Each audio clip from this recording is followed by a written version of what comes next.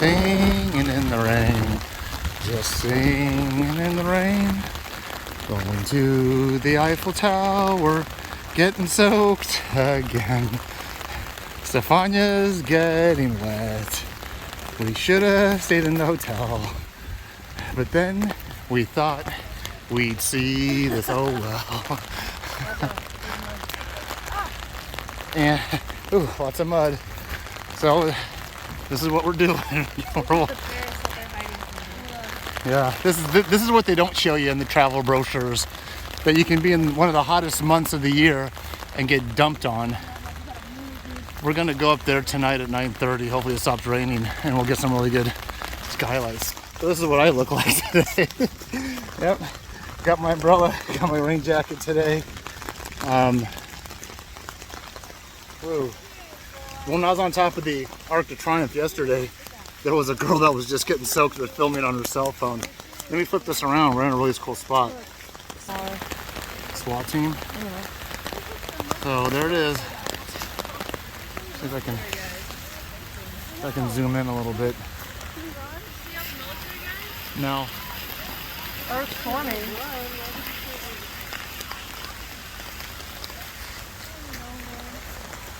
All right. And this is one of the reasons I went from Army to Air Force. Because between the ages of 18 and about 24, that would have been me at Fort Lewis, Washington, with our motto of, if it ain't raining, it ain't training. Yep, I remember those good old days. Like the rain doesn't even bother me. And it did. It bothered all of us. That's interesting. Eiffel Tower's right behind him. There. Uh-oh. Tut tut, looks like rain.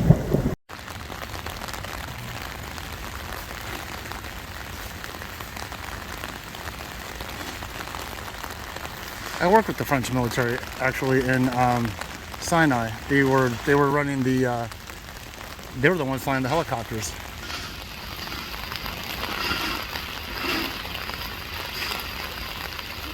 At least they could be wearing their wet weather gear.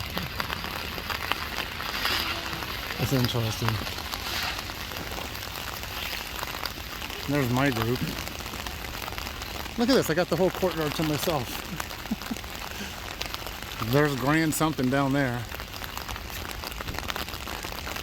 So all those paintings that we saw would look so romantic and iconic of everyone walking Paris, light rain with umbrellas, just strolling along. It doesn't exist. Nobody's strolling. Nobody's walking around in this. I actually saw paintings yesterday where they actually showed that. People walking around in the rain. Oh well, you got the idea. You guys seen enough of the Eiffel Tower. Let me get some photos of all of us.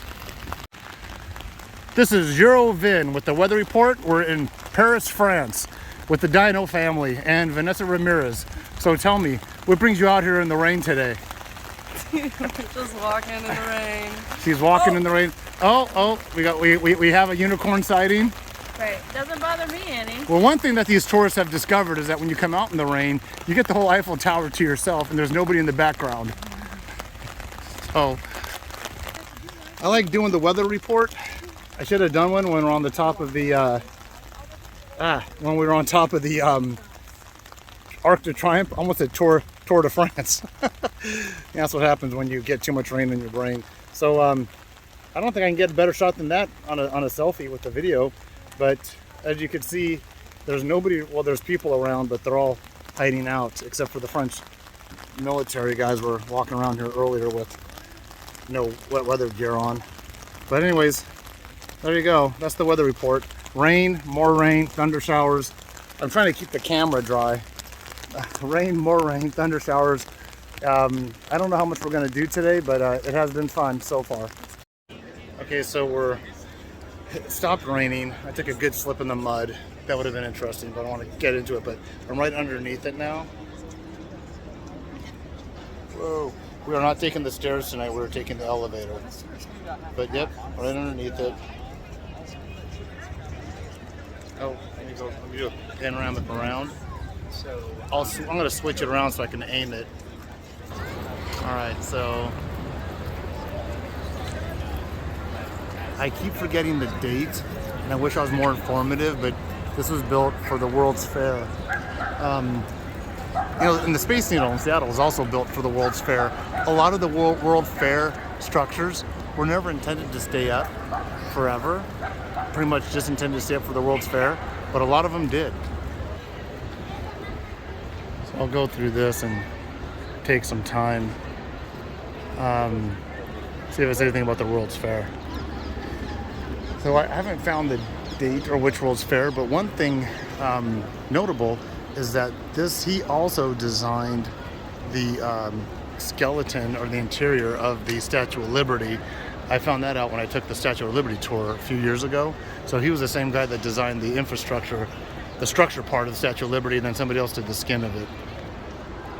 Here it discusses some of the World's Fair. The frequent organization of the World's Fairs accelerated the trend of building structures higher than the pyramids in combination with the Industrial Revolution.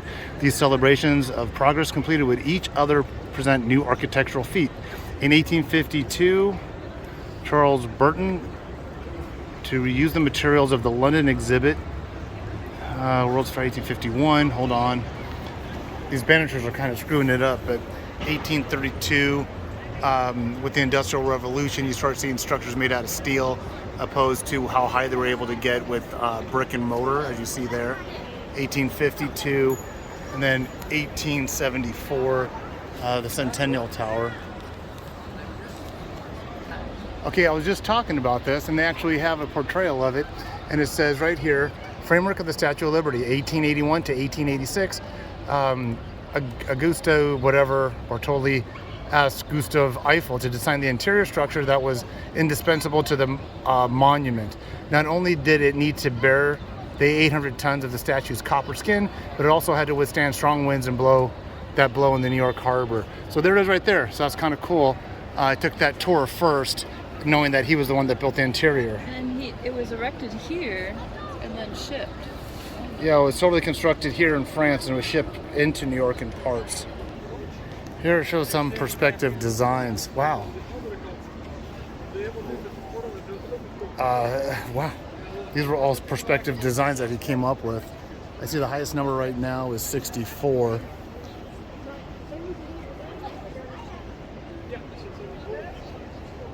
I can't really see which one is most like it at this point. Yeah, that's pretty elaborate. So this little pictorial history is right at the base of the tower. Oh, Nelly. God, the sun came out so nice. We bought a couple of umbrellas, and of course, the way to make it rain is not having any rain gear. The way to make it stop raining is buy umbrellas from a street vendor. Very interesting. But like I said, we're not gonna, it's free to get into this portion. You have to go through security, but it is free to get into this portion. But then there's a charge to get into the tower itself, which we bought in ahead of time, and we're gonna do it later on tonight. All right, that's all about it for this loop of film.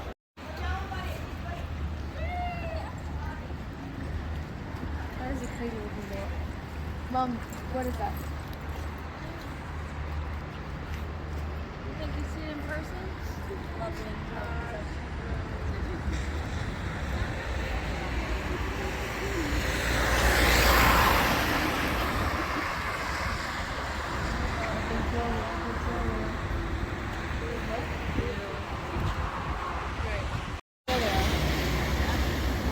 I knew they were going to face the other way.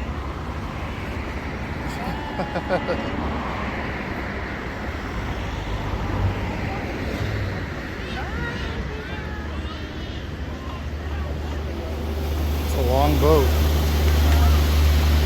Yeah, that's why they're coming this way. They're probably coming around.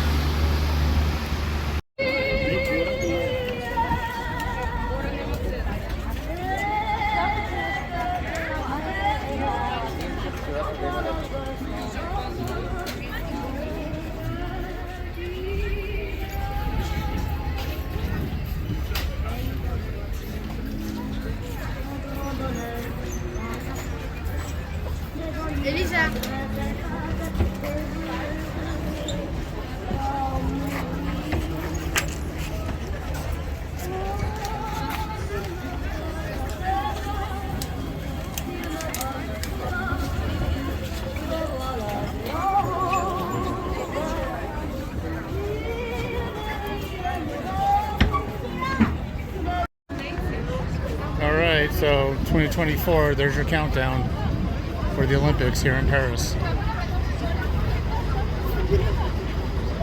To look at it with your own eyes, it's not shaking like that, but I don't know why the camera's making it do that.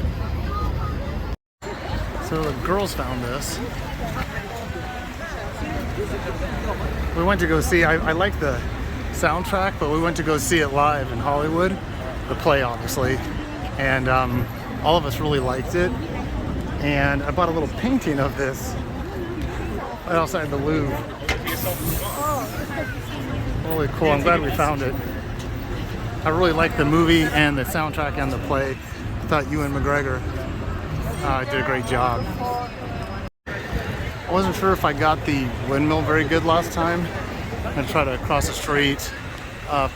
Policeman watching me. I actually jaywalked in front of him. He didn't do anything about it. But I just kind of wanted to get a really good view of the windmill.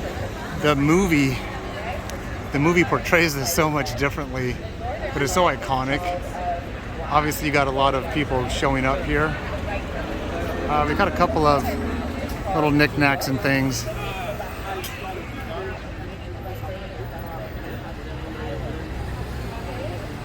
Like I said, we saw it in. Oh, that's cool. We saw it in Hollywood. We really enjoyed it. I really enjoyed the Ewan McGregor movie of it.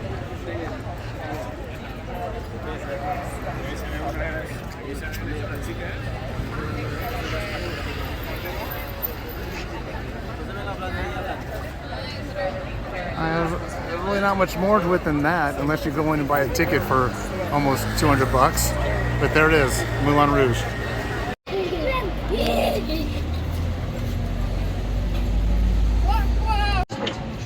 Don't scare him away.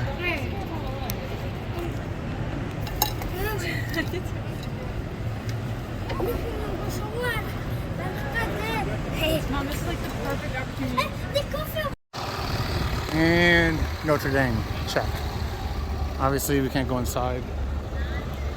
I don't even know if anyone's allowed inside at this point because of the fire, the destruction, or whatever happened to it. Nice on the outside. It's very interesting. It would have been nice to go inside.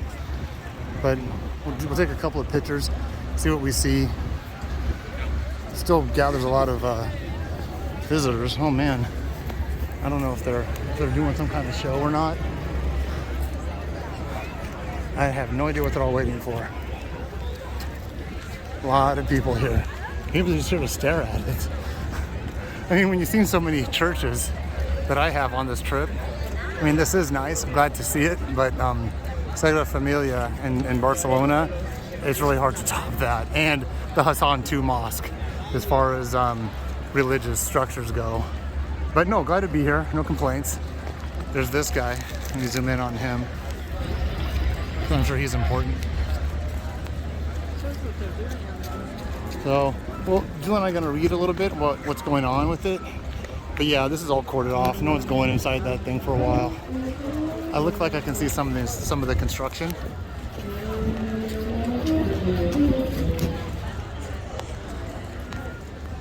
So, don't know why those people are here. I don't know why I'm here.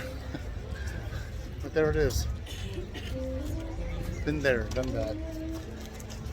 But yeah, behind us, there's a little depiction of the history and what's going on behind us. So we're going to read that and then find out what we find out. So I'll show you where some of the damage was. So here's this picture right here. You see this, I don't know if it's a spire or a conical or cone. That structure, I'll show you in a second where it's missing. And like that rooftop, that wooden rooftop is what they're repairing. So the facade or the front where the stone is still there. So look at this, and I'll compare it here. See, it's gone. If you look on the side here, and you got the scaffolding work going on to repair, rebuild it. Quite a shame for how old this structure was. But once again, for reference-wise, and there's better pictures on the other side I'll show you. So that's the part that's gone. If it was here, you wouldn't be able to see the sky. There'd be that spire, that thing right here. So there's another one of it. Oh, and here it talks about the restoration. That's what they have to restore. That was all wood. That was all wood that got destroyed during the fire. And I guess where the red is, that's what was destroyed in the fire. So you don't see that. Those two apex roofs, number 2 and number 1, those were destroyed. And some of the interior. This is very interesting because I really couldn't understand what part of it was destroyed from the news footage. This is the circular thing was some notable stained glass, and that was preserved, saved. Although these two side-by-side photos look very historic, look very historical and dated, they're not. These are actually current time. They did something called wet plate photography to make them look this way, but what they're showing us is modern day before the fire. 23 more. This was taken in 2017. That's before the fire. There's the parts of the structure that are no longer. See, gone. And then this one here is after the fire, and that was taken on, it just says worksite today. Oh, 21 January 2022. So after the fire, before the fire. You know, we've been to quite a few different parts of Paris, and I got to tell you, they all have a different character and a different feel to it. From this area to where we're at with the Moulin Rouge, to where we're at with the Eiffel Tower, to where we're staying at the little apartment. It's structure-wise, character-wise, traffic flow. Don't get stuck in one place. Even if you think you're not interested in some of this stuff, go out and explore some of these other little suburbs. That's going to be it for now for Notre Dame on the video. I'll take some pictures now and put them on Facebook.